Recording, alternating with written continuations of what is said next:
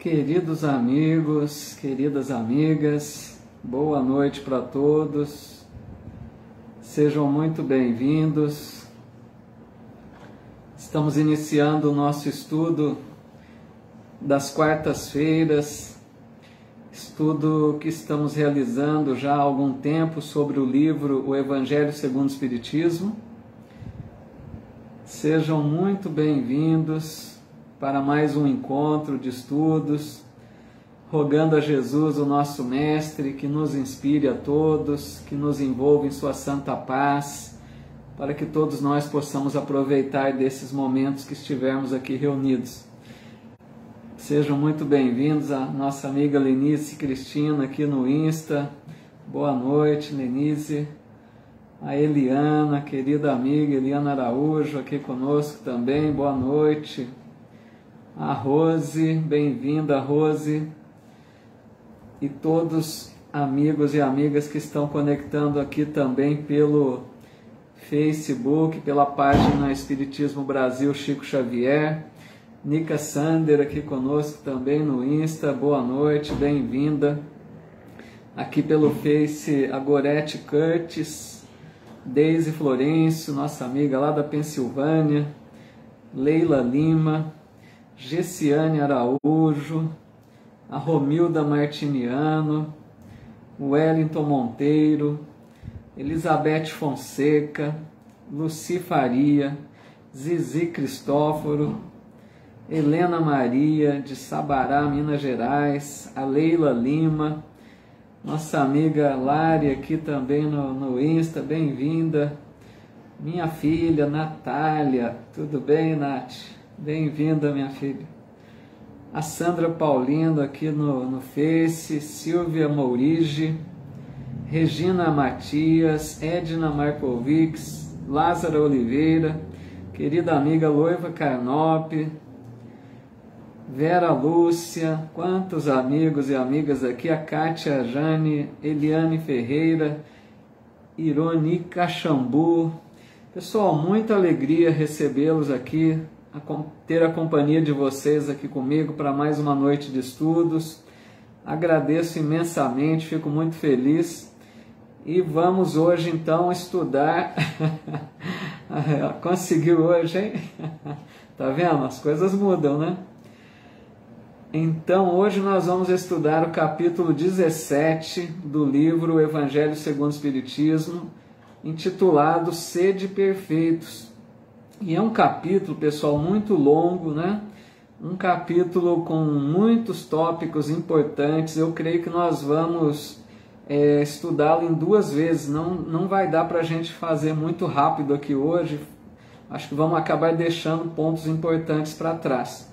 Apesar que a gente faz um resumo, né, muito rápido aqui do capítulo, dá uma ideia, mas eu prefiro que a gente divida esse capítulo em duas vezes, tá? Então a gente começa hoje o estudo dele e a gente conclui esse estudo na próxima quarta-feira, tá bom?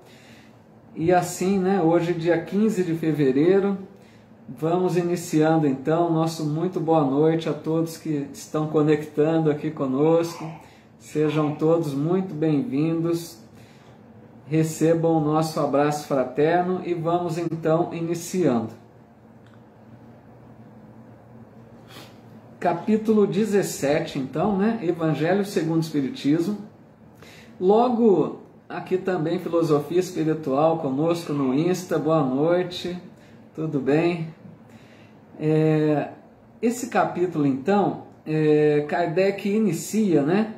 No item 1, eu sempre dou os detalhes, porque às vezes o pessoal, tem algumas pessoas que acompanham com o livro, né? Então vou dando aqui os detalhes onde eu vou buscar alguma fala, alguma leitura, né? Então Kardec inicia o capítulo no item 1, chamado Caracteres da Perfeição.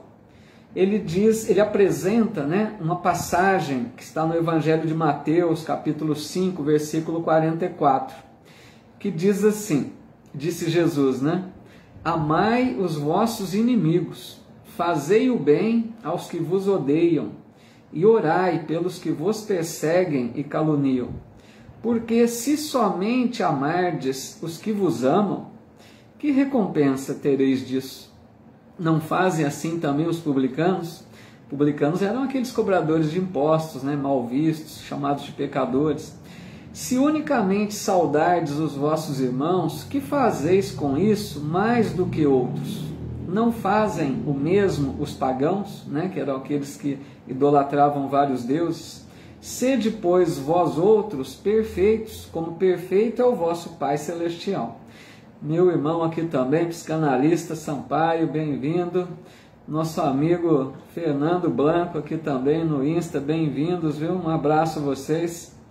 Então, pessoal, nesse primeiro tópico aqui que lemos, né, Jesus está nos convidando a sermos perfeitos, como perfeito é o Pai Celestial, como perfeito é Deus. Tomada essa fala ao pé da letra, né, na forma estritamente literal, nós vamos perceber algo inadmissível, né? Não faz sentido se a gente toma isso ao pé da letra. Nós nunca vamos ser perfeitos como Deus. Deus é o Criador, é o nosso Pai, Deus é eterno, sempre existiu, né? Então nós somos espíritos criados por Deus, com potencial da perfectibilidade, quer dizer, um dia, né, depois de inúmeras reencarnações, depois de milênios, nós chegaremos a uma perfeição. Mas a perfeição que nós chegaremos é relativa, ela não é perfeição absoluta, essa somente Deus, né? Pensemos assim, nem Jesus, que é a nossa maior referência de espírito, né, evoluído, nem Jesus se compara a Deus. Nenhum filho chegará à condição do Criador, né? Então, quando Jesus diz, sede perfeitos como o Pai é perfeito, é no sentido de como nós entendemos Deus, naquilo que é possível chegar à perfeição, de acordo com as leis que nós conhecemos de amor que Deus deixou, né? Por exemplo, tem um salmo, pessoal, que é o Salmo 82. Interessante que Jesus repete esse salmo, porque às vezes Jesus trazia, né, na sua fala, passagens do Antigo Testamento. Então Jesus certa vez diz assim, vós sois deuses, podeis fazer o que eu faço e ainda mais. Então Jesus dando aquela ideia de que nós temos esse potencial divino, né? Mas deuses com D minúsculo, né? Jamais igualar ao Criador. Mas ele diz, podeis fazer o que eu faço e ainda mais. Dá para a gente estranhar também, como assim? Ele fez tantas, né, coisas maravilhosas, chamados milagres, né? Como assim nós faremos? Então Jesus estava deixando para nós a ideia de que ele não é filho privilegiado de Deus, de que ele é apenas o nosso irmão mais velho, foi criado antes que nós. E ele já alcançou esse nível de pureza, de perfeição possível às criaturas de Deus, né? Mas que nós também, sem nenhuma exceção, chegaremos a esse nível um dia, né? Lá no futuro muito distante. Mas para ele, então Jesus nos incentivava a prosseguir na caminhada evolutiva, né? Um dia chegaremos a essa condição, mas é preciso, pessoal, aí é o detalhe que faz a diferença. É preciso que cada um queira avançar, porque cada um de nós avança a seu tempo, né? Deus não tem pressa, tem toda a eternidade pela frente. A pressa é nossa, eu digo sempre, porque quanto antes a gente desenvolve, né, uma evolução maior, conquista, né, virtudes, mais rápido a gente vai conquistando felicidade verdadeira. Porque o que Deus quer para nós é a felicidade verdadeira, perene, né? Então, enquanto a gente fica rebelde, né, recalcitrante, a gente fica espiando as faltas, a gente sofre, né, porque ainda não optamos pelo caminho melhor. Então, o Evangelho do Cristo é um roteiro de luz. Aqueles de nós que tenham a lucidez, a sabedoria de optar pelo Evangelho na sua vida, abreviam o caminho da jornada, não ficam andando em círculos, né? Avançam mais rápido. E os Espíritos dizem que depende de cada um dois espíritos criados ao mesmo tempo, um deles chegará antes que o outro à perfeição, porque pode fazer escolhas melhores, né? Então, através da reencarnação é que nós vamos um dia chegar a essa condição aí de pureza, né? de perfeição. Imagine um espírito puro, um espírito crístico, seremos como Jesus, né? É algo assim maravilhoso isso. E através então dessa evolução constante, né? Lei do progresso, a gente vai entendendo, por exemplo, quando surgem na Terra algumas crianças, né, chamadas gênios, essas crianças precoces, né, que mostram habilidade intelectual, artística, tocando músicas ali com tenra idade, né, ou fazendo cálculos matemáticos avançadíssimos, crianças ainda. Aí a gente entende que ali está um espírito de alta evolução, pelo menos intelectual, né, que vem para uma nova reencarnação e está muito acima da média, né, da humanidade, porque nós estamos aqui entre níveis diferentes de evolução. Então isso é a criação divina. Todos nós chegaremos um dia, né? Então aqui Jesus começa a dar sinais dessa perfeição que a gente pode desenvolver. E não é fácil não, né? A gente precisa vencer velhos hábitos que a gente traz de reencarnações aí, muito, né, infelizes, com certeza. Então, por exemplo, Jesus diz, amai os vossos inimigos. Vejam que desafio. Nós queremos avançar, nós queremos crescer espiritualmente, procuremos amar o inimigo. O que seria isso? Kardec explica que não quer dizer que nós tenhamos que conviver com o inimigo. Por isso a doutrina espírita faz muita diferença para nos esclarecer. Amar o inimigo quer dizer assim, perdoar a ofensa, não colocar obstáculo para a reconciliação, retribuir o mal recebido com o bem, orar por eles, né? Se a gente faz isso, nós estamos amando o inimigo. Pessoal, vou pedir um minutinho para vocês, porque começou a chuva aqui, vai ficar muito barulho, porque eu estou com uma porta aberta aqui. Um minutinho, por favor, tá?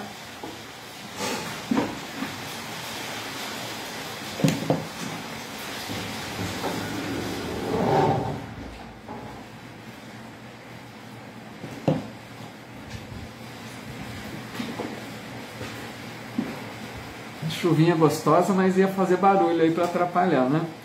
Então, a essência da perfeição, a gente vai vendo que é a caridade, né? A caridade verdadeira, aquela caridade divina, né?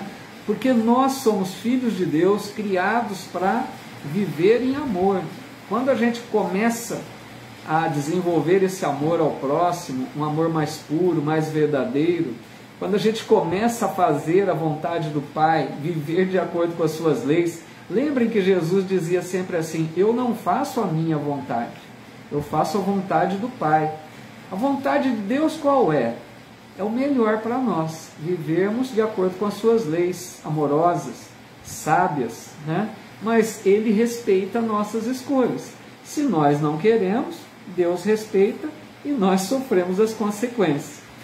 Vamos ver aqui se tem algum comentário aqui no Face, que eu não consigo, né, acompanhar na hora.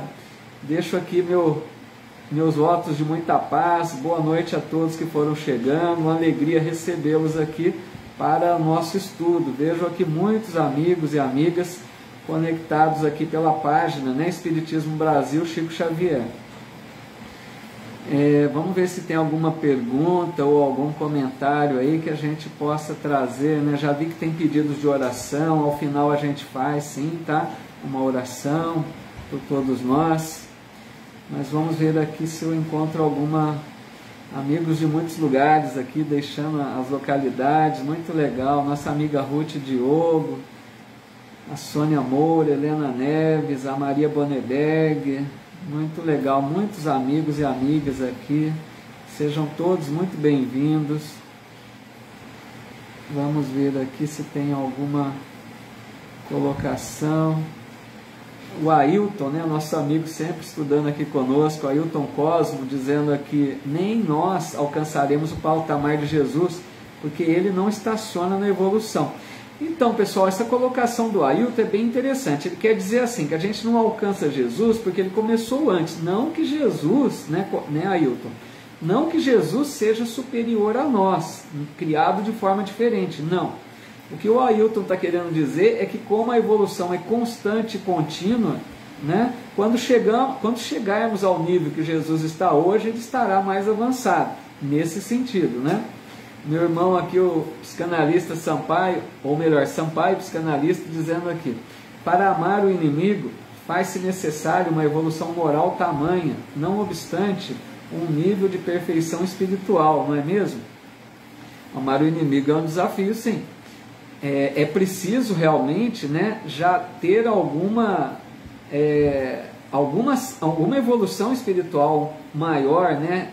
Porque eu diria, meu irmão Júlio Sampaio e a todos, né, que existe um momento na nossa trajetória evolutiva que é o despertar da consciência. Quando o espírito, né, encarnado ou não, tem o seu despertar da consciência, o que seria isso? Quando ele passa a compreender que ele é um espírito imortal, principalmente encarnado. Quando essa pessoa compreende que está aqui não a passeio, né?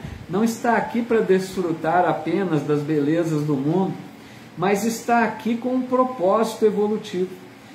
Então essa pessoa, esse espírito encarnado, a hora que entende o propósito da vida, essa pessoa, a hora que compreende o que espera dela aqui nesta encarnação, essa pessoa então vai conseguir começar a cumprir, né, essa proposta de Jesus de amar o inimigo, porque vai entender que o suposto, né, o chamado inimigo, na verdade não é um inimigo, na verdade é um irmão muitas vezes enfermo da alma, né? E a gente passa a entender também, né, Sampaio, que quando a gente sofre uma agressão do suposto inimigo, na verdade foi apenas um acerto de contas da lei de causa e efeito. Então quem tem esse despertar da consciência compreende melhor a criação divina e, por certo, não vai se sofrer tanto, né, se chatear, se magoar, quanto aquele que desconhece.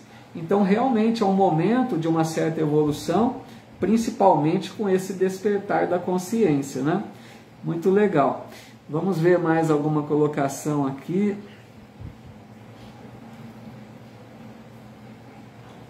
Me perdoe que eu passo meio rápido, pessoal, não dá às vezes para ver todas as colocações. A nossa amiga Edna Markovic dizendo aqui: temos visto que ultimamente está nascendo muitas crianças autistas, né? Isso seria também um sinal?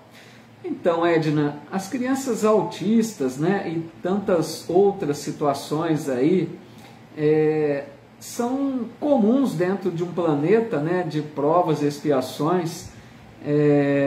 São consequências, né? São provas, são expiações, assim, faz parte do contexto do nosso planeta, tá? Então, não que seja algo especial, né? Mas faz parte do contexto mesmo do planeta. A Ana Espina colocando: por que tem pessoas que não gostam de evoluir? Tem as pessoas que se acomodam, espíritos, né? Que ficam estacionários por um tempo, Deus permite, mas a lei é de progresso, uma hora eles se despertam, né, e avançam também. A Loiva está com inveja da chuva, né? Rio Grande do Sul não está chovendo aí, né, Loiva? O que mais aqui? A nossa amiga DJ Vitória Brito dizendo: amai os vossos inimigos e orai por aqueles que vos perseguem, né, e vos caluniam. É isso mesmo. Chuva em Bebedouro, dizendo a Ana Espina, né? Muito legal, é isso mesmo. Estou aqui em Bebedouro, estado de São Paulo, tá? Lembrando que tem o meu canal do YouTube com os vídeos anteriores. Quem quiser buscar, basta pesquisar por Paulo Eduardo Sampaio no YouTube. Tem todos os vídeos anteriores e um estudo também de O Livro dos Espíritos, tá? O que mais aqui? Vamos dar uma passada rápida para prosseguir, né? Senão a gente não... O capítulo hoje é longo. A Sueli Nunes, querida amiga, um abraço, Sueli, bem-vinda, viu? A DJ colocando, né? Seremos capazes de reconhecer que os nossos inimigos têm virtudes? Depende de cada um, né, DJ? Mas lógico que tem. Sábio é aquele que percebe que ninguém é perfeito e ninguém é mal de todo. Nós temos um pouco de um lado sombra e um lado luz, né? Não existe ninguém que seja apenas sombra. Então é importante, né, reconhecermos isso. A nossa querida amiga Eliana, que tem um canal muito interessante lá no Centro Espírita Joana de Anjos, de Ubatuba. Procurem conhecer o canal. Ela faz o programa Sementes, a menor das sementes, né? Está dizendo aqui: os poucos que sabem crescer na sua divindade pela exemplificação e pelo ensinamento são chamados na terra de santos e heróis por afirmarem a sua condição espiritual. Bem colocado, viu, minha amiga Eliana? É bem isso mesmo, né? Aquelas pessoas que se destacam, né? Que já mostram uma compreensão maior, como ela coloca aqui, né? Pela exemplificação, pelo ensinamento, aqueles que já despertaram para essa realidade, são os chamados santos, né? Aqueles que estão acima ali da média da humanidade, são missionários, né? Que o Cristo envia para nos ajudar, para ajudar a cada um de nós a avançarmos. Grão de mostarda, me perdoe, me fugiu aqui. Então, o programa chamado Grão de Mostarda, né? A menor das sementes, lá no Centro Espírita Joana de Anjos, né? De Ubatuba. É um programa que ela realiza pela internet, muito legal, aos domingos, às 19h30. Procurem conhecer, muito legal. Já tivemos a oportunidade de participar com ela, vale muito a pena mesmo. A Elisa Pagotto, nossa amiga, bem-vinda, Elisa. Vamos avançar mais um pouquinho, depois a gente vê mais alguns comentários. A seguir, pessoal, no item 3, Kardec vai tratar de um ponto que nós ficamos um tanto quanto incomodados, né? Ele vai falar sobre o homem de bem. Aquela homem de bem no sentido, né, de ser humano de bem, né? É que a expressão usada antes era homem, né? Homem se referindo a todas as pessoas, né? Então, no item 3, o homem de bem é um tópico muito comentado nas palestras espíritas. Kardec inicia dizendo assim: o verdadeiro homem de bem é o que cumpre a lei de justiça, de amor e de caridade, na sua maior pureza. A lei de justiça, amor e caridade, pessoal, quando a gente estuda lá a terceira parte do Livro dos Espíritos, as leis morais, é a última das leis apresentadas, né? E os Espíritos dizem que ela resume as demais, né? Então esse homem de bem, essa pessoa de bem, está dizendo aqui, Kardec, que ele cumpre essa lei. E nós vamos ver aqui alguns caracteres desse homem de bem, que a gente fica um pouco incomodado, né? Porque a gente vai vendo que não tem ainda todas essas qualidades, né?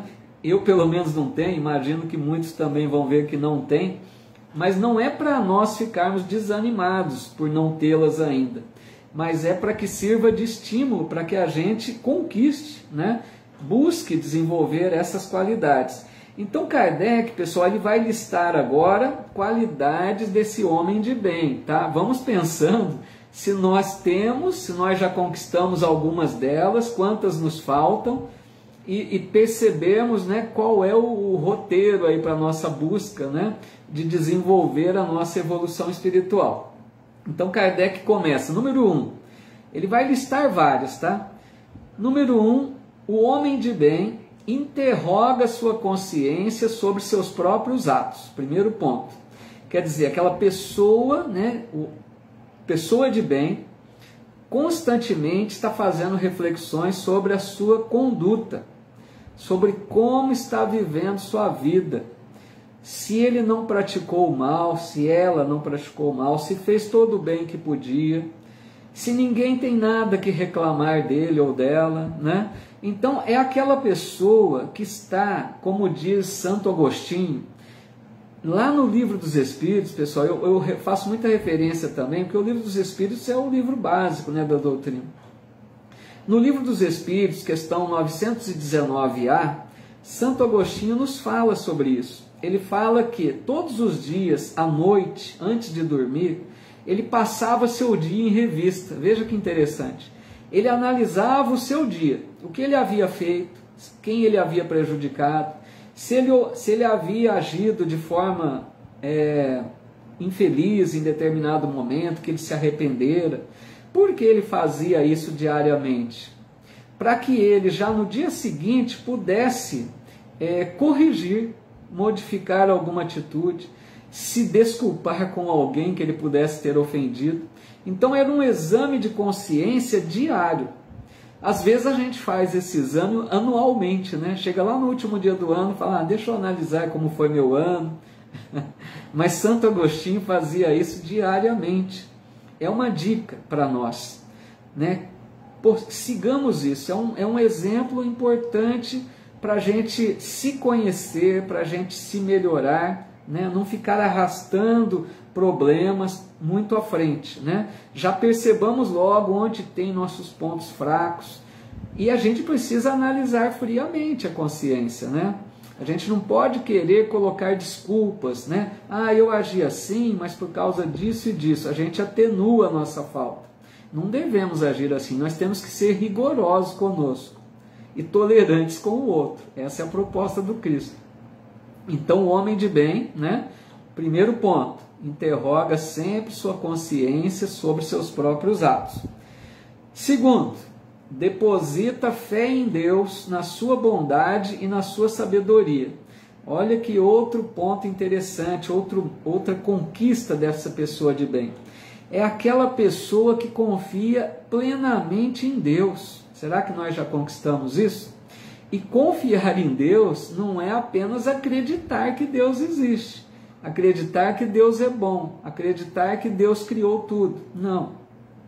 É confiar que Deus vê a nossa vida, sabe o que acontece conosco e só nos envia aquilo que é melhor. Então quer dizer, se a gente sofre, Deus está vendo, mas aquela dor, aquela provação tem uma utilidade, não é por acaso, é uma necessidade que nós buscamos pelas nossas atitudes do passado, muitas vezes, ou desta existência mesmo. Então a gente precisa ter essa confiança que não tem nada errado na nossa vida, a não ser a negligência que a gente possa ter, né? Se somos negligentes, por exemplo, cometemos excessos, vícios, aí o corpo adoece, não é nem nada de reencarnações passadas, é por causa dessa. Agora, se não cometemos nenhum excesso, nenhum desequilíbrio, nada que nos prejudicasse e sofremos, tem a sua causa nas reencarnações passadas. Deus é justo, né? Emmanuel, pessoal, tem uma frase que ele diz assim: confiar em Deus, ter fé em Deus, ter fé, melhor dizendo, ele diz, ter fé é a luminosa certeza em Deus. Veja bem, temos certeza em Deus, não duvidamos de nada.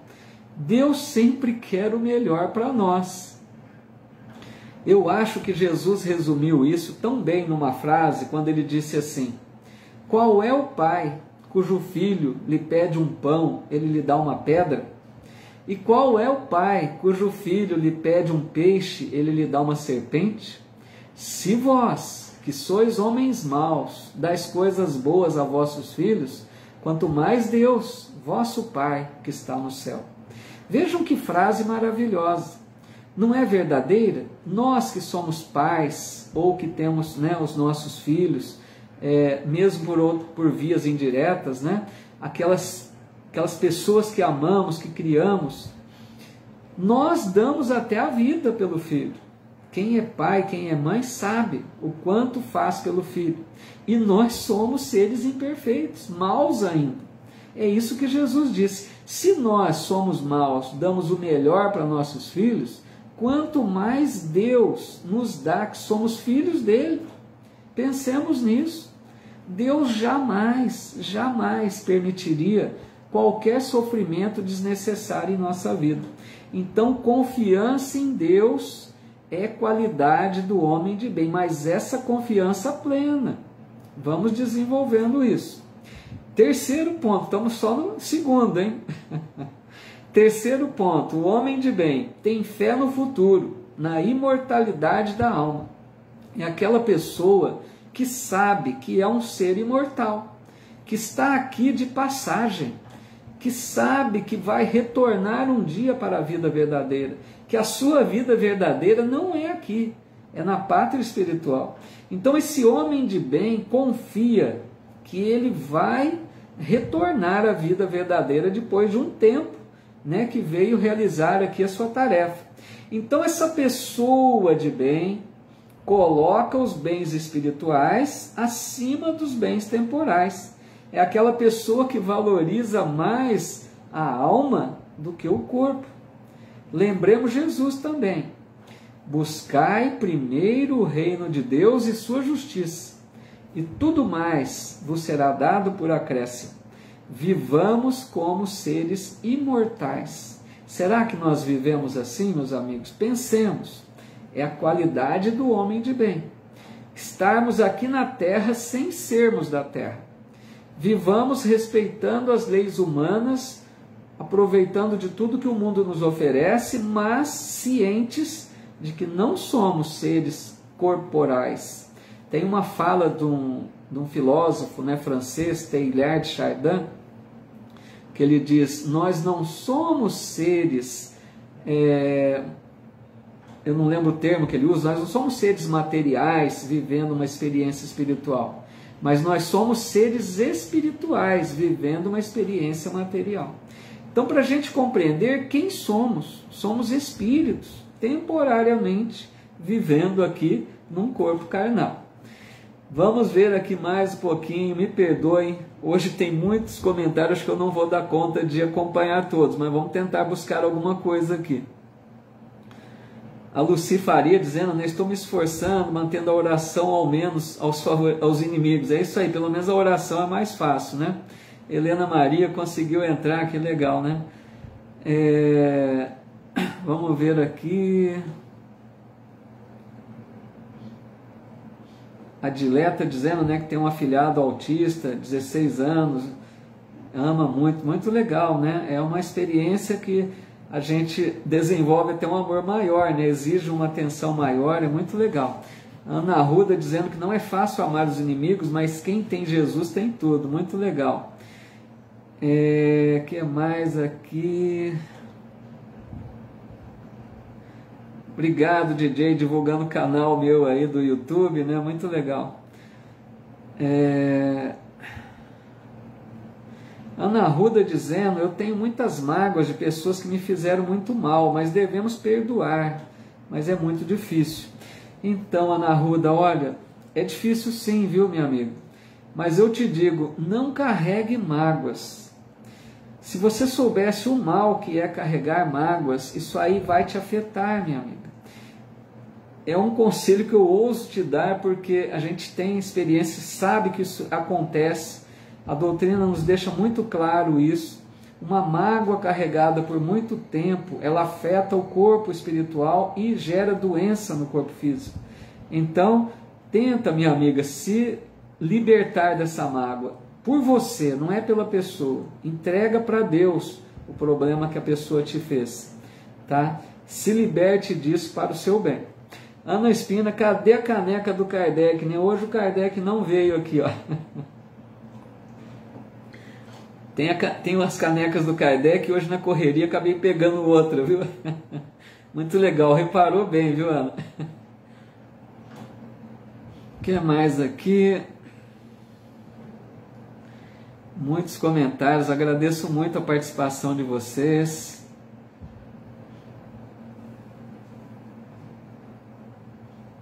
O que mais? A Loiva dizendo, confiança em Deus é reconhecer que tudo é para o nosso bem, mesmo que não pareça no momento. É justamente isso, né? Deus sempre oferece o melhor para nós, mas às vezes a gente não compreende, né? Às vezes aquela situação adversa que a gente faz uma oração pedindo que aconteça algo, que nos livre do problema, e Deus não livra, a gente pensa que Deus não nos ouve. Mas Deus está oferecendo o que é melhor para nós, não aquilo que nós queremos muitas vezes, né? A Dercy dizendo, estou muito feliz, agradecida a Deus, comecei a assistir esse estudo, ir às palestras na Casa Espírita, minha vida melhorou muito. 39 anos separada de meu filho, não falava com o pai, ele tinha mágoa Que coisa, olha só que legal, né? A Dercy relatando aqui uma experiência, né, de que com a ajuda dos estudos, com a frequência à casa espírita, passou a ter uma condição melhor, né? Como ela diz aqui, eles agora se encontram, passaram o final de semana juntos. Que bom, né? Quando a gente busca, né, fazer a nossa parte, né, Dercy? Busca sintonia com o alto, né? A gente recebe muito da ajuda da espiritualidade amiga, né? Muito legal isso, viu? Que mais aqui? Pessoal, eu tenho dado uma olhadinha rápida aqui, não está dando para ler todos os comentários, mas eu vou, ao final, eu leio sempre todos aqui, tá? Gosto muito de ver a participação de vocês, e dentro do possível, depois, se for necessário, se eu pulei alguma coisa, eu acabo respondendo depois. A Mari Cleide dizendo, dentro desse tema, então vivemos mais aqui na Terra do que no plano espiritual, ou depende da evolução? Boa pergunta, viu, Mari Cleide? Nós vivemos, quanto mais a gente evolui, né, a gente vive mais no plano espiritual. A gente volta muito à matéria quando temos mais necessidades de reparação, de reajuste, apesar que é aqui que nós evoluímos, né? Aqui a gente coloca em prática. Mas entenda assim, quando nós começarmos a ter uma certa evolução, a tendência é que nós fiquemos mais tempo no plano espiritual. Vou dar um exemplo prático. Em geral, na nossa média evolutiva, eu diria que mais ou menos no nosso nível, né, a gente deve ficar no mundo espiritual aguardando a reencarnação em torno aí de 30, 50 anos e voltamos, em geral, né? Não é uma regra, em geral. Mas tem espíritos que, pela sua evolução espiritual, pela sua não tem necessidade muitas vezes de expiações, então eles chegam a ficar no mundo espiritual 300 anos, 500 anos, esperando para retornar em missão. Então, para a gente entender que quanto mais evoluímos, menos necessidade temos dos mundos materiais, tá? Para ficar claro nesse sentido, mas a gente volta muitas vezes. O que mais aqui?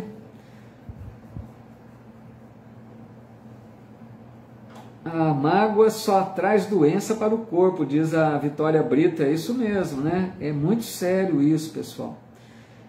Vamos ver aqui. Legal, Ana Roda. Deus te ajude aí que persista nessa proposta de perdão e de se libertar, né? Pessoal, vamos à frente então. Agora, mais uma qualidade desse homem de bem, dessa pessoa de bem. São várias, né? Vamos ver aqui mais um. Essa pessoa de bem sabe que todas as vicissitudes da vida são provas ou expiações, mais ou menos como já estamos falando anteriormente. Quando a gente sofre aqui na Terra, né, uma dor, uma doença, um familiar difícil, uma escassez de recurso financeiro, qualquer problema, né, um emprego difícil, com pessoas complicadas, isso, pessoal, são provas ou são expiações, né? Quando é prova? Prova é quando nós pedimos, nós escolhemos o quê? O gênero de provas. A gente escolhe, por exemplo, a família onde vamos renascer, escolhemos, por exemplo, se nos comprometemos com algum outro espírito para uma união conjugal, né, um casamento, um companheirismo. A gente pode escolher, por exemplo, uma escassez de recurso financeiro, uma vida mais difícil financeiramente, ou uma vida com riqueza. Podemos escolher, por exemplo, a saúde do corpo, ou até uma deficiência física, ou um corpo com alguma enfermidade. Tudo isso varia de acordo com as necessidades do espírito. Pode parecer estranho dizer assim, né? Falar, mas quem vai escolher uma enfermidade? Quem vai escolher poucos recursos financeiros? Quem vai escolher um parente difícil? Então vejam, essa é a visão nossa de encarnado. Aqui nós não queremos nada de problema, né? Mas o espírito livre da matéria, no mundo espiritual, antes de reencarnar, esse espírito é consciente daquilo que lhe proporcionará a evolução. Então esse espírito, pessoal, muitas vezes pede a situação difícil, porque ele sabe que através daquela prova ou daquela expiação, porque expiação é consequência do mal praticado. Expiação é quando a gente não tem nem escolha, a gente precisa passar por aquela situação difícil para aprender a lição. Então, às vezes, o Espírito pede também, nem sempre é expiação, às vezes é prova. Pedimos para crescer espiritualmente, tá? Então, para a gente, o homem de bem, né, essa pessoa de bem, não fica reclamando da vida, não fica reclamando de Deus, não fica inativo, porque ele sabe que ou é prova ou é expiação. E tem uma frase, pessoal, nesse sentido, que diz assim: na terra há muita injustiça, mas não há injustiçado. Olha que beleza. Por que isso? Quando a gente olha para a vida aqui na terra com os olhos de apenas uma existência do berço ao túmulo, a gente vê injustiça, porque a gente vê uma pessoa honesta, bondosa, caridosa, sofrendo aparente injustiça. Mas quando a gente vê o passado daquela pessoa, as outras existências, né, que essa pessoa teve, aí a gente entende que ela hoje está sofrendo a consequência dos erros lá do passado. Então parece injustiça, mas ninguém é injustiçado. Então o homem de bem, a pessoa de bem, não reclama da sua vida. Analisemos se já conquistamos isso. Essa pessoa procura viver da melhor forma, resignada, lutando para melhorar a situação difícil, não se acomoda, né? Essa pessoa busca uma condição melhor, busca a cura para a doença, busca uma convivência melhor, busca melhorar de vida financeiramente, não fica acomodado. Não é dizer, eu pedi, eu tenho que sofrer, não é isso. O Espiritismo não prega o sofrimento, não faz proselitismo, né, do sofrimento. Mas o Espiritismo prega no sentido da resignação para aquilo que não há uma solução aparente. Aí cabe a resignação, tá? Então, mais um item aí. Mais um agora. Essa pessoa de bem faz o bem pelo bem. Vejam o que é isso. É a pessoa que pratica o bem sem esperar recompensa. Aquela pessoa que é caridosa, mas não faz esperando recompensa. Ela faz por amor ao semelhante. É aquela pessoa que se doa, que renuncia à sua vida, que renuncia a seus prazeres, que renuncia às suas horas livres em favor de atender o semelhante. É aquela pessoa que já despertou que o belo da vida é enxergar o outro. Ninguém de nós nasceu para viver só. Nós nascemos para conviver em sociedade. É uma das leis morais. Então, quem já despertou para essa importância de ser útil ao semelhante, desde as pequenas coisas, dentro de casa, quando a gente oferece um perdão, uma tolerância maior, o respeito ao outro, a compreensão maior, pequenos favores que façamos, isso é servir o semelhante, é fazer o bem pelo bem. Não estamos fazendo interessados por uma recompensa, certo? E aqui eu me lembro de mais uma fala de Jesus, sempre é bom atrelar, né, com as falas do Cristo. Jesus disse: dai a César o que é de César, e a Deus o que é de Deus. Ou seja, cumpramos as leis divinas, respeitemos o direito do outro, porque é importante sermos honestos, responsáveis, cumpridores dos nossos deveres, mas não basta só isso. Uma pessoa honesta, responsável, que respeita o semelhante, só isso não basta. É preciso cuidar da alma, é preciso desenvolver as virtudes da alma, é preciso a compreensão, a tolerância, o amor ao próximo. Aí sim, é uma pessoa que está agindo, né, fazendo o bem pelo bem. A Rita Braga aqui também. Boa noite, Rita. Aqui chove muito e venta demais. Legal, né? Vamos então, deixa eu ver aqui, vamos ler mais uma aqui, né, pessoal? Acho que a gente já está ficando até meio que tenso, né, de ver tantas qualidades dessa pessoa de bem. Mas volto a dizer, meus amigos, minhas amigas, não é para que a gente se desestimule, né? Não é para que nós venhamos a pensar, então não tem condição. Não, é para a gente se espelhar nessas virtudes desse homem de bem e que a gente procure desenvolver esses lados, né, que nós temos condições. Trabalhemos a cada dia, né, para buscar essas perfeições. Lógico que não vamos conquistar tudo dessa vez, tá? A gente não pode também se cobrar demais. A gente vai realizar aquilo que é possível. É importante que a gente conheça para que a gente pense o que é possível alcançar. Estabeleçamos algumas metas, né? Metas espirituais aí para a nossa vida. Então continua aqui Kardec dizendo: o homem de bem é bom, humano e benevolente para com todos. É difícil, né? Porque a hora que a gente pensa, eu sou bom, eu sou benevolente para os meus amigos, para os meus familiares queridos, eu faço o bem para eles. Mas aqui está dizendo, é bom para com todos. É como a pergunta, se não me engano, 886 lá do Livro dos Espíritos, né? Quando Kardec pergunta como Jesus entendia a caridade. Os Espíritos responderam, benevolência para com todos, indulgência para com a imperfeição dos outros e perdão das ofensas. Então, bom para com todos é quando a gente já tem esse despertar, essa motivação do Evangelho, de compreender que todos somos irmãos, todas as pessoas merecem o nosso melhor. Porque vejam, a pessoa, às vezes com quem convivemos, pode ser que ela não aprendeu o quanto nós já aprendemos. Pode ser que essa pessoa ainda não consegue agir daquela forma como nós gostaríamos. A gente não pode esperar muito dos outros. O cristão verdadeiro faz o seu melhor independente do outro, de como o outro vai agir. Então o homem de bem, né, é bom, humano e benevolente para com todos, sem distinção nenhuma. Trata a todos por igual, oferece a todos o seu amor, o seu auxílio, porque compreende que cada um está num nível evolutivo. O que mais? 7. Não alimenta ódio, nem rancor, nem desejo de vingança. É aquele ponto do perdão, né? Que é a nossa pedra no sapato.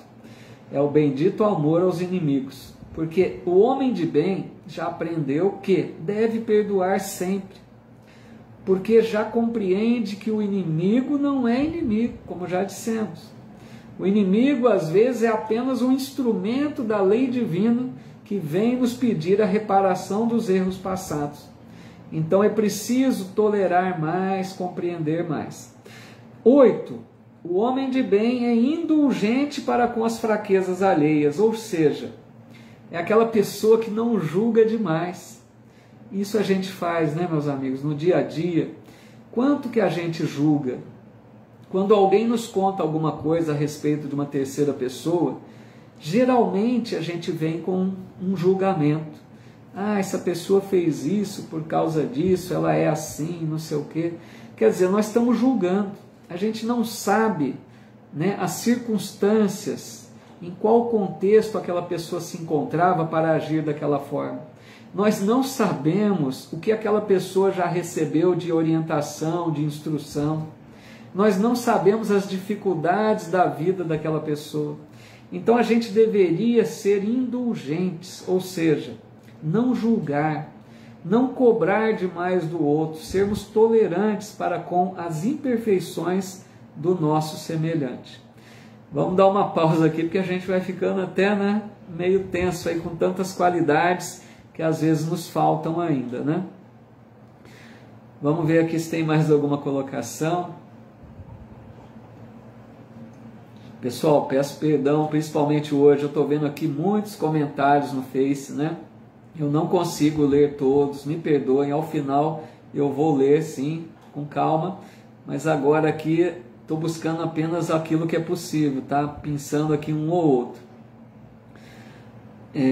Que mais aqui que a gente pode trazer?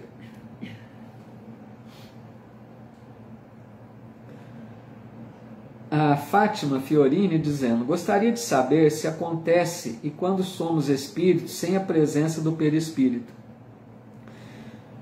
Olha, se eu entendi bem a tua pergunta, Fátima, nós não vamos nos separar do perispírito, tá? Eu sei que é uma pergunta um pouco fora aqui do texto, mas não tem nenhum problema, a gente está aqui para trocar ideias, né, dentro do possível. Se eu entendi bem, né, a pergunta aqui da Fátima, né, nós sempre estaremos junto do nosso corpo espiritual, porque quando a gente desencarna, a gente segue para o mundo espiritual espírito, né, que é uma luz, um clarão, uma chama, é o ser principal, acompanhado daquele corpo, né, espiritual que lhe dá a forma, a aparência da última existência. Voltamos para a reencarnação, vem junto o corpo espiritual, gera um novo corpo ao formato modificado, né, daquela nova existência, mas é sempre o perispírito junto, tá? Acontece, Fátima, só quando a gente chegar lá a nível de Jesus, por exemplo, dizem os espíritos, que num nível de espírito puro, aí esse perispírito ele fica tão sutil, tão leve, praticamente ele deixa de existir, porque o perispírito é necessário para a reencarnação e para dar forma ao espírito.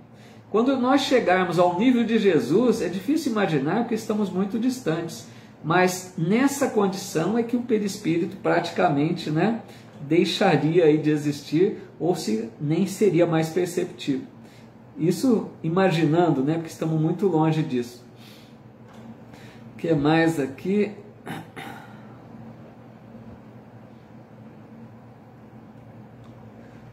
Tem um depoimento aqui também da Fátima Chaves, legal, né? Dizendo que depois que se dedicou ao espiritismo, mudou o modo de pensar, deixou as mágoas, o ranço, muito legal, não é, Fátima? O espiritismo nos ilumina, né? Nos orienta, nos dá um novo, né? Uma luz projetada na nossa vida, né? A Lu Nunes aqui, boa noite, Lu, bem-vinda. A Fátima Baldo, querida amiga aqui da minha cidade, dizendo: Paulinho, mas é muito difícil, posso ser tolerante, mas por dentro estou me remoendo. Pelo que eu estou entendendo, não devo ficar remoendo. Fátima, é muito difícil, minha amiga. A gente fala aqui a teoria, né? Mas na prática é muito difícil mesmo. Eu entendo o que você está falando, porque a gente, é o que a Fátima disse, a gente tenta ser tolerante, mas lá no íntimo, né, tá aquele turbilhão ainda. Não estamos resolvidos intimamente. Mas, Fátima, isso é um processo, minha amiga. Isso é uma conquista dos séculos, das reencarnações. Porque vai chegar um dia, Fátima, que você não vai mais se remoer por dentro, não vai ter mais esse ranço, essa mágoa, essa coisa ruim por dentro. A gente vai alcançar um ponto, tenha certeza disso. Nós vamos chegar um dia que a atitude do outro não nos afetará. Eu vou dizer um exemplo aqui muito claro disso. Certa vez perguntaram a Gandhi. Gandhi, creio que todos conhecem, pacifista, né? Libertou a Índia do domínio da Inglaterra, à base de ações pacíficas, né? Um missionário do Cristo, e nem era cristão. Certa vez perguntaram a Gandhi: Gandhi, você perdoou seus inimigos? E Gandhi diz: não. Aí a pessoa retruca: mas como, Gandhi? Você, um pacifista, alguém que fala da paz, uma pessoa bondosa, como não perdoou seus inimigos? E Gandhi responde: eu não perdoei porque ninguém me ofendeu. Ninguém me ofendeu. Olha só que fala de um missionário que já alcançou um nível que a gente ainda não está. Gandhi não se sentia ofendido, não se sentia prejudicado pelos outros, porque ele tinha essa compreensão, essa tolerância. Vejam bem, Jesus também, o maior exemplo, depois de todas as injustiças que Jesus sofreu, de toda a crueldade, as agressões, a zombaria, de todo o mal que lhe fizeram, ele que era puro, o que ele diz na cruz, momentos antes de desencarnar: Pai, perdoa-lhes, eles não sabem o que fazem. Então, Fátima, é para a gente ter esperança de um futuro melhor. Eu sei e compreendo muito bem que nós estamos nessa condição ainda de carregar esses sentimentos ruins, mas trabalhemos isso, Fátima. Nós somos capazes e nós vamos conseguir. Cada um tem que fazer sua parte, pessoal. É possível fazer um pouquinho nessa, um pouquinho na outra, para que um dia a gente consiga.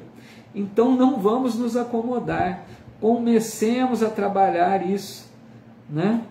Porque a gente vai conseguir, tenham essa esperança que a criação divina é perfeita. Ah, legal, Maricleide, muito obrigado aí pela gentileza. O que mais aqui? Vamos ver. Legal, Fátima, que bom, se esclareceu então. Muito bom, vamos mais um pouquinho, caminhando aqui para o nosso encerramento, faltam 5 minutinhos, né? Eu vou pedir um pouquinho da tolerância, eu acho que eu vou extrapolar um pouquinho da 1 hora, mas pouca coisa, prometo. Para a gente terminar essa primeira parte aí, para deixar apenas uma outra parte para a semana que vem, tá? Item 9, deixa eu ver aqui quantos itens são. Acho que tem 13 itens, nem sei se eu vou conseguir falar todos, mas vamos lá.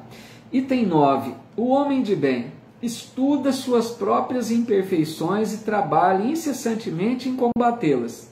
Já comentamos isso, né? Em outra narrativa, aí acho que não precisa reforçar muito.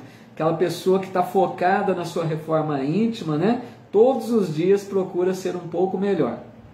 10.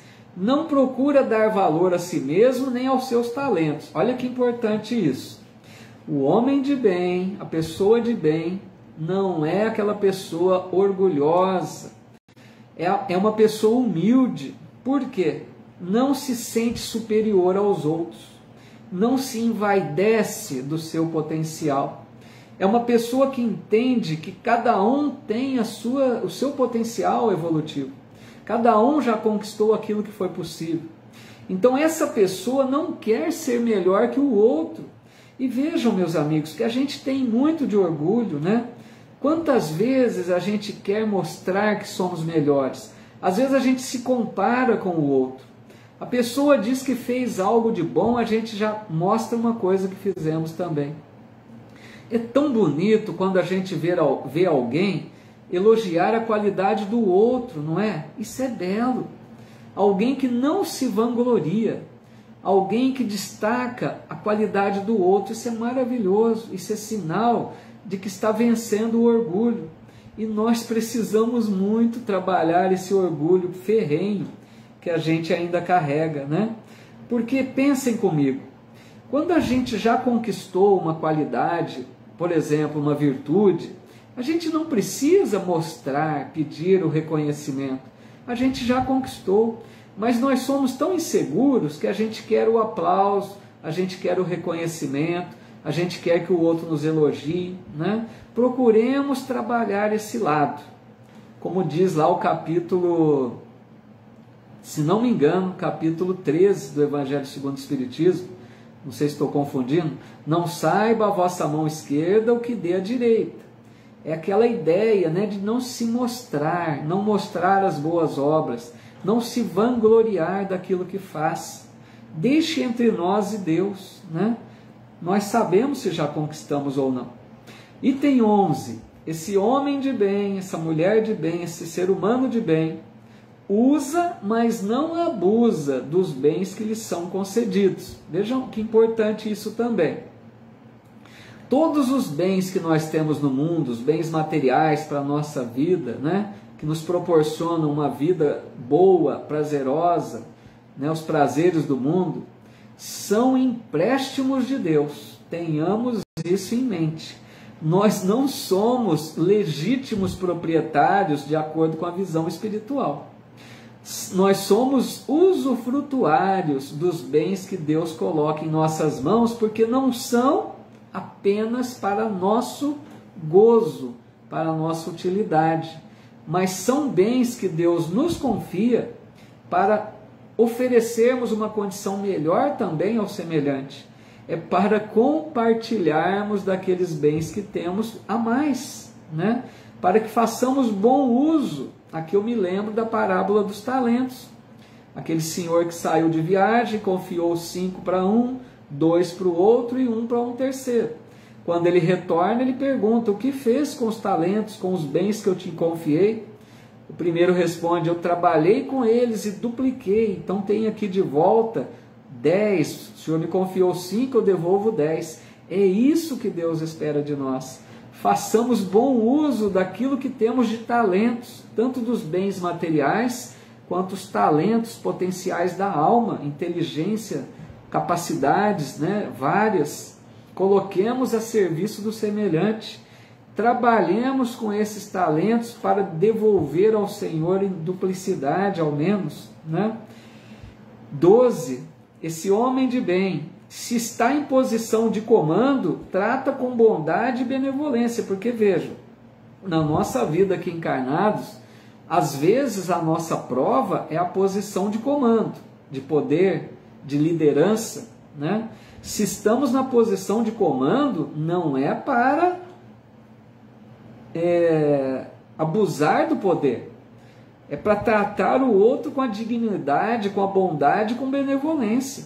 Se nós temos uma posição de comando, tenhamos muito cuidado, porque não é para extrapolar. Aqueles que estão subordinados a nós merecem toda a nossa atenção, nosso respeito e nossa dedicação para contribuirmos para o bem-estar de todos.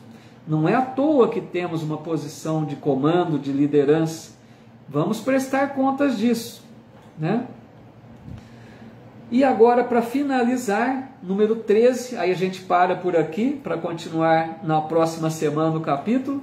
Se está como subordinado, porque falamos do homem de bem como uma posição de comando, se está como subordinado, compreende os deveres da posição que ocupa. Vejam bem, se nós hoje, na nossa vida profissional, por exemplo, estamos numa posição de acatar ordens, né? De cumprir uma determinação de um superior, é para que a gente faça o melhor, é para que a gente cumpra nossos deveres. É tão bonito uma pessoa que trabalha, que não tem ninguém fiscalizando e ela está dando o seu melhor. Isso é dever de consciência desperto, porque tem pessoas que nós sabemos não realizam o serviço da forma como deveria, se não houver fiscalização e cobrança. É tão belo a pessoa que faz o seu melhor, porque sabe que deve retribuir com o seu serviço pela remuneração que recebe. A nossa amiga Eliana colocando aqui, Deus pelas mãos de Paulo fazia maravilhas extraordinárias, está em Atos capítulo 19, versículo 11. Quando agimos no bem, sentimos a presença de Deus em nós.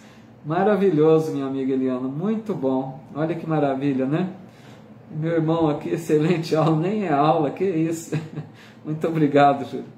Então, pessoal, é muito sério, né? Esse entendimento, esse despertar, por isso que eu falei do despertar da consciência. Quando a gente já está desperto para essas verdades, a gente vai dar o nosso melhor sem que haja cobrança, sem que haja fiscalização. É questão de consciência, né?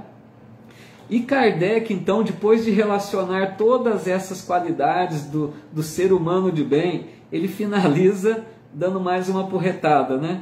Não ficam assim enumeradas todas as qualidades que distinguem o homem de bem, mas aquele que se esforce por possuir as que acabamos de mencionar, no caminho se acha que a todas as demais conduz. Quer dizer, se já tiver essas, tá bom, não são todas. É para a gente ficar um pouco apreensivo aí, né? Mas pessoal, vamos ver então se tem mais algum comentário aqui. Aí nós vamos então, eu não encerrei o capítulo, tá legal? Esse capítulo é vasto, tem mais tópicos importantes. Na próxima quarta-feira a gente vai dar prosseguimento, porque eu não quero deixar assuntos tão importantes. Eu fiz questão de enumerar todas essas qualidades aí, né, do homem de bem, os caracteres do homem de bem, mas na próxima semana a gente vai prosseguir, tá bom? Vamos ver se tem mais algum comentário aqui no Face, né, que eu não consigo ver na hora.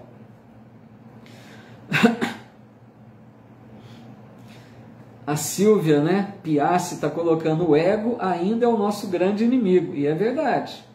Isso que a Silvia coloca, pessoal, muito verdadeiro. Nosso maior inimigo está dentro de nós, são as nossas imperfeições.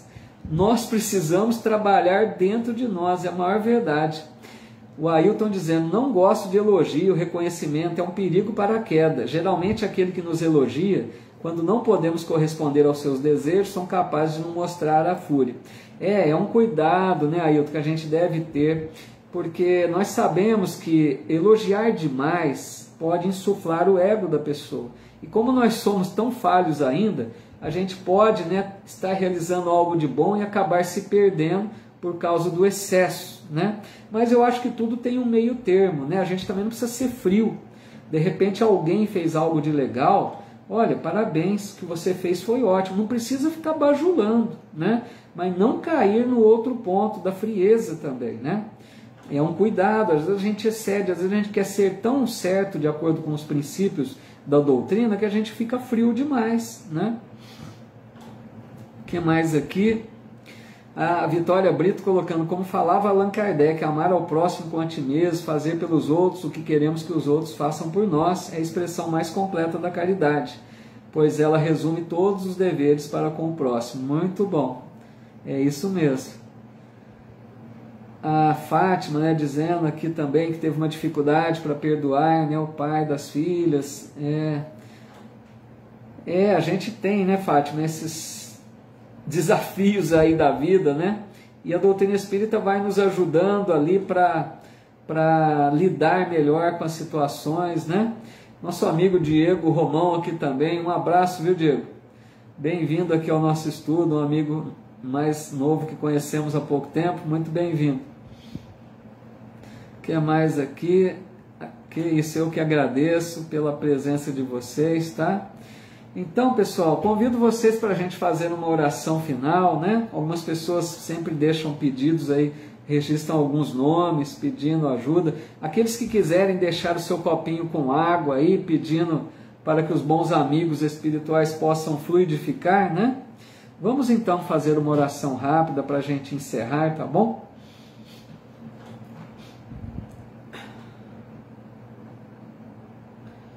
Deus nosso Pai, de amor infinito, obrigado, Senhor, pela Tua criação tão bela, tão perfeita. Com essa doutrina espírita nós começamos a compreender a grandeza e a perfeição da criação divina. Como é belo, Senhor, saber que nós somos seres imortais. Como é bom saber que Tu nos amas imensamente, Pai. Como é bom saber que temos um futuro luminoso para o transcorrer dos séculos. Abençoa, Senhor, a nossa vida, porque estamos ainda em uma fase difícil da existência, da longa caminhada evolutiva. Abençoa, Senhor, nossos propósitos de mudança, de transformação. Nós já queremos ser alguém melhor, mas nós temos muita dificuldade, Senhor.